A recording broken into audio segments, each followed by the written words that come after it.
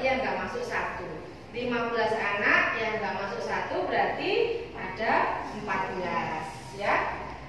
Oke, nanti kita belajar lanjutannya. Kemarin kita masuk di bahasa Indonesia, kita belajar memahami tujuan yang ada di cerita. Nih ya, ini ada cerita saling bertukar. Nanti anak-anak pada pembelajaran ini akan belajar bagaimana mengetahui tujuan apa toh yang ada di cerita tersebut. Ya, untuk semangatnya kemarin Bu sudah diajarin tepuk fokus. Ayo kita ulangi lagi biar nggak lupa. Tepuk fokus. Melihat, mendengar, mengingat, fokus.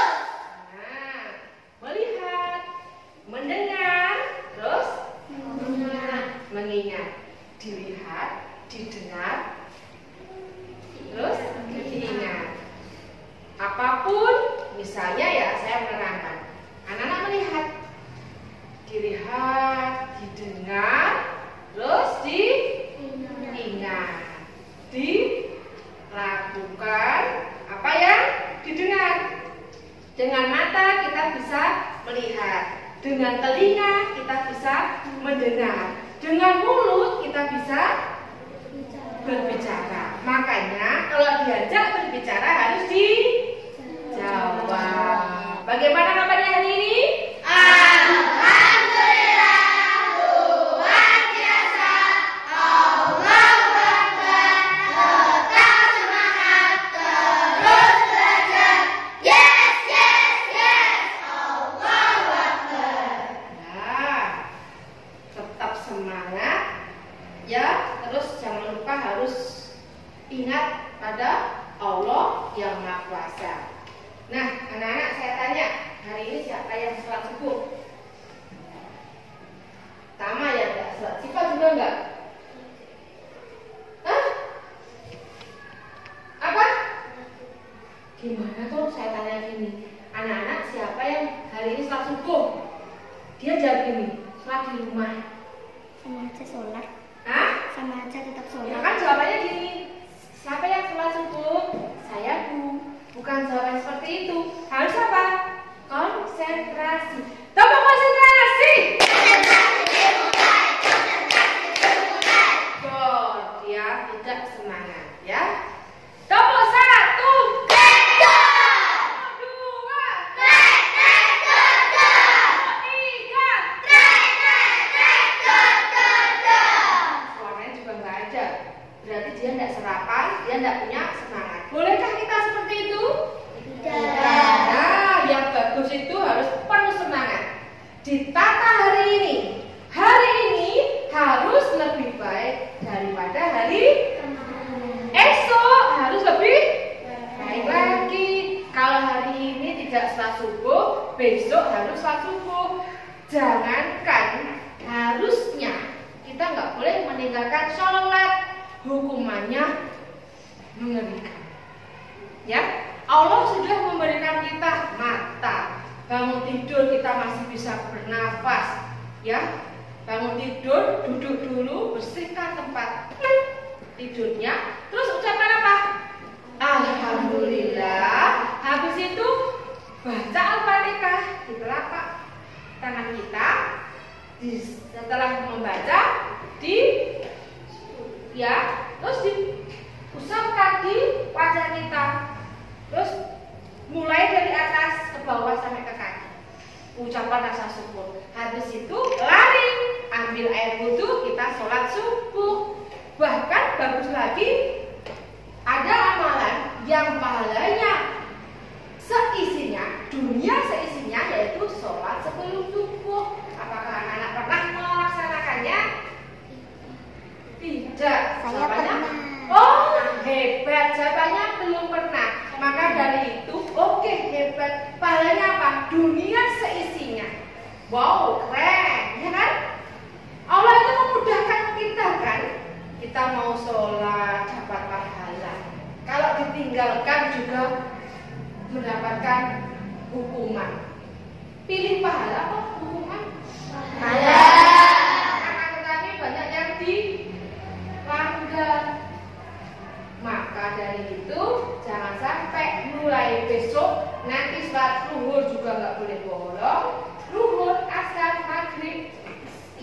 subuh lagi. Hidup kita kan muter kalau tiap hari. Ya, oke. Sekarang perhatikan yang ada di cerita. Apa judul cerita itu? Saling berdoa. Sudah dibacakan. Kira-kira isinya apa? Kalau anak pinter, malamnya belajar, dia akan membaca. Dengan judul juga akan terlihat. Judul itu menggambarkan isi ceritanya. Saling bertukar. Coba bayangkan, apa sih isinya kok saling bertukar judulnya? Secara garis besar pasti berpikir, bertukar apa ya? Ada yang sudah membaca sekilas? Ya? Bertukar apa? Bertukar makanan. Ini berarti menceritakan hewan yang saling bertukar sesuai dengan kebutuhannya. Seperti juga manusia, namanya barter, tukar. Saya mempunyai beras, saya ingin kambing, saya bawa ke pasar, muterin orang-orang yang bisa saya temukan dan sesuai yang apa saya inginkan. Apakah itu sulit? Apakah mudah? Coba bayangkan. Sulit. Karena kita harus menemukan orang yang sesuai dengan keinginan kita. Berarti saya bawa beras, saya harus ketemu yang bawa kambing. Misalnya saya pengen sepeda, saya punyanya mangga, saya harus membawa mangga. Saya akan tanyain, mau nggak saya ganti sepeda dengan mangga? Oh tidak, saya lagi datang lagi ke sini. Maukah ganti dengan mangga? Oh tidak, muter. Bahkan sehari pun mungkin belum dapat yang kita temukan. Itulah susahnya saling bertukar. Nah, kita akan belajar bagaimana kita tahu apa isi dari cerita ini. Nah, ya toh, memahami tujuan dan pesan yang disampaikan penulis dalam cerita. Setiap penulis akan memberikan gambaran yang ingin disampaikan. Oke, pelajar Pancasila.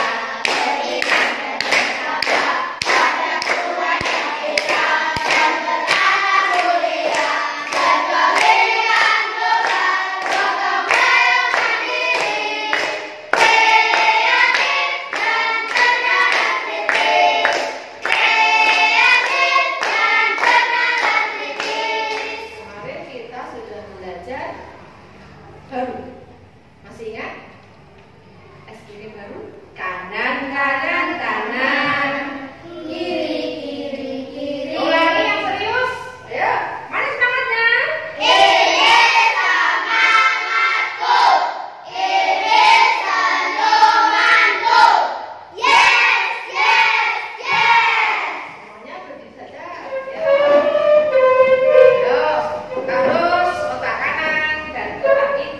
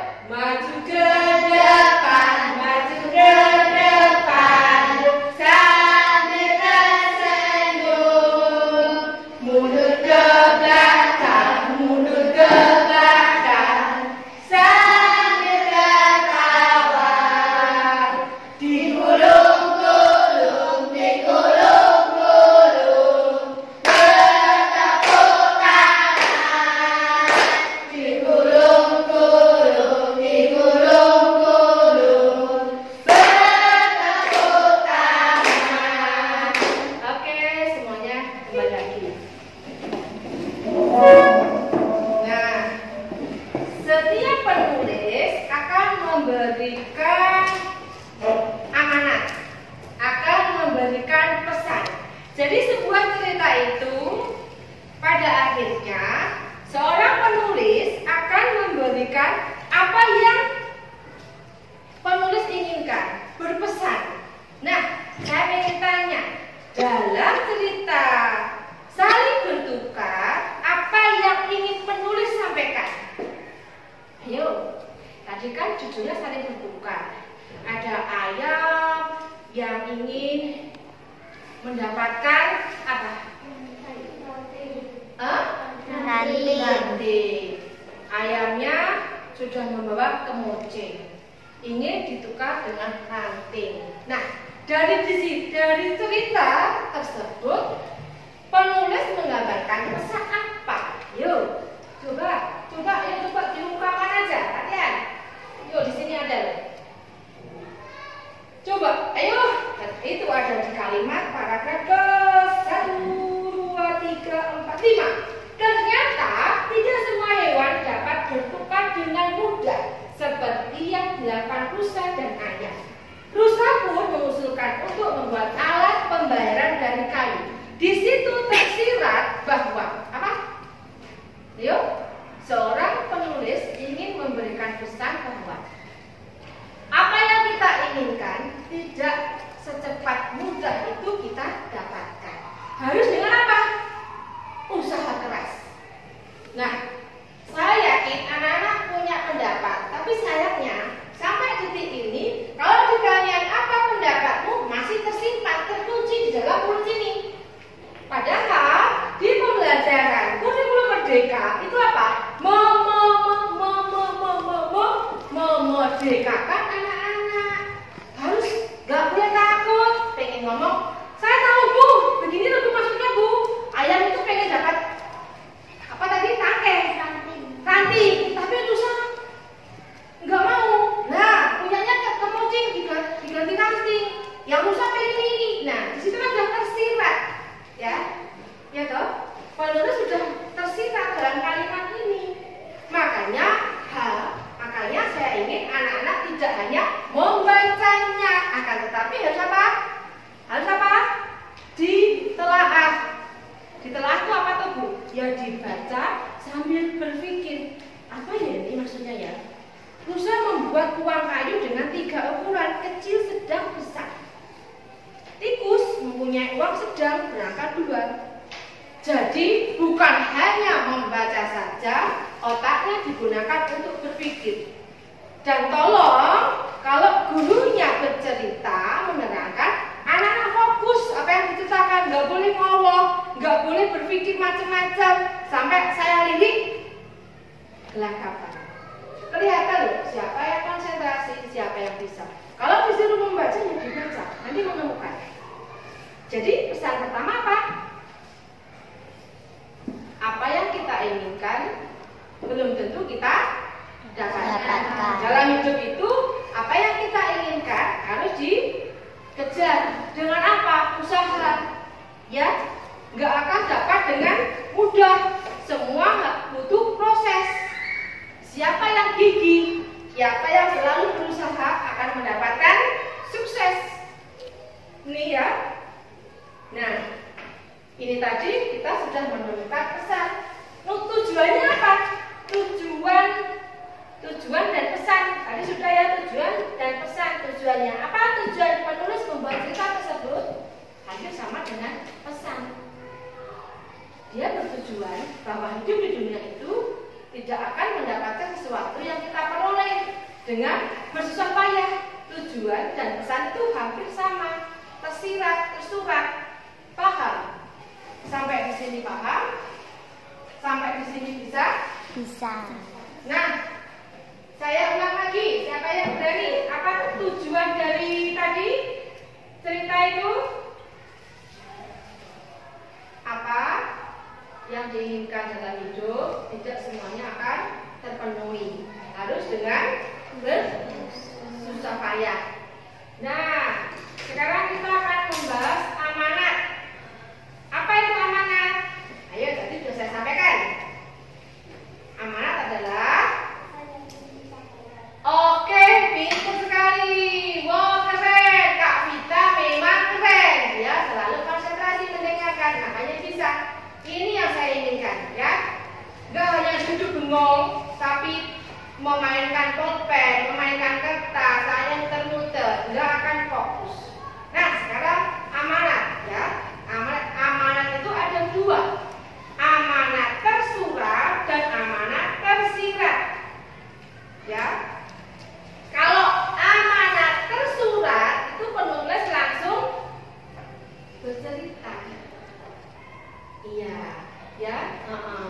Jadi kalau amanat yang tertulis itu langsung ditulis langsung.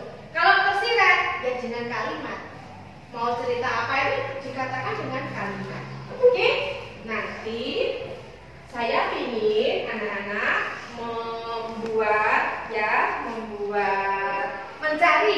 mencari di internet cerita. Setelah itu temukan amanat atau pesan yang ada di cerita itu. Oke, saya kasih waktu 1 atau 2 jam pelajaran. Ya, di buku saja tidak apa-apa. Dan kalau nanti mencari di internet, malah keluar ke ruang TU, lihat komputer, ya, karena persediaan komputer kita itu sedikit, di buku saja. Asalkan cerita satu bangku dengan bangku lainnya, satu bangku itu nggak boleh sama. Oke, selamat mengerjakan. I'm an icon, man. I'm a girl about a 10. I should fuck her in a Benz.